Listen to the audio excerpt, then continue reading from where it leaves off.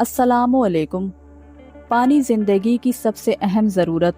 ہماری زمین کا 70% حصہ پانی سے ڈھکا ہوا ہے، لیکن کیا آپ نے کبھی سوچا کہ یہ پانی زمین پر آیا کہاں سے؟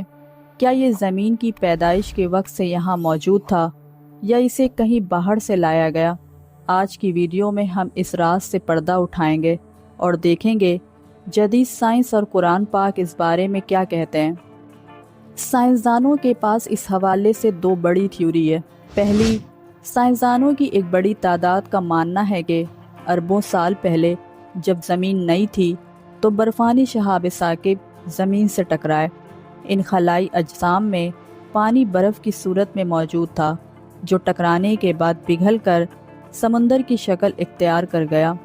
جیسا کہ دوسری تھیوری کے مطابق کچھ ماہرین کا خیال ہے کہ زمین کی تہوں کے اندر ہائیڈروجن اور آکسیجن موجود تھے، جو آتش فشانی عمل کے ذریعے بھاپ بن کر باہر نکلے اور پھر ٹھنڈے ہو کر بارش کی صورت میں برسے، جس سے زمین پر پانی جمع ہوا۔ اب آئے دیکھتے ہیں 1400 سال پہلے قرآن پاک نے اس بارے میں کیا رہنمائی فرمائی۔ قرآن مجید میں اللہ تعالیٰ نے پانی کے آسمان سے نازل ہونے اور زمین پر ٹھہرنے کا ذکر واضح الفاظ میں کیا ہے۔ سورۃ المومنون آیت 18 میں، اور ہم نے آسمان سے ایک خاص اندازے کے مطابق پانی اتارا، پھر اسے زمین میں ٹھہرا دیا اور ہم اسے غائب کر دینے پر بھی یقیناً قادر ہیں۔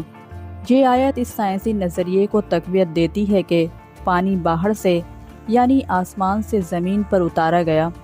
اللہ تعالیٰ نے نہ صرف پانی نازل کیا بلکہ اسے زمین کے اندر محفوظ بھی کر دیا تاکہ یہ ہماری بقا کا ذریعہ بنے۔ سورۃ الانبیاء آیت 30 میں اللہ تعالیٰ ارشاد فرماتا ہے، اور ہم نے ہر زندہ چیز کو پانی سے بنایا، کیا پھر بھی یہ لوگ ایمان نہیں لاتے؟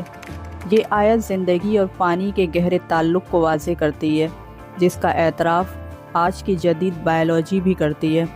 جدید سائنس آج ان حقائق تک پہنچ رہی ہے جن کا ذکر قرآن مجید نے صدیوں پہلے کر دیا تھا، چاہے وہ خلائی اجسام کے ذریعے پانی کا آنا ہو یا اللہ کا اسے آسمان سے نازل کرنا، دونوں ایک ہی حقیقت کی طرف اشارہ کرتے ہیں کہ پانی اس کائنات کا ایک خاص تحفہ ہے۔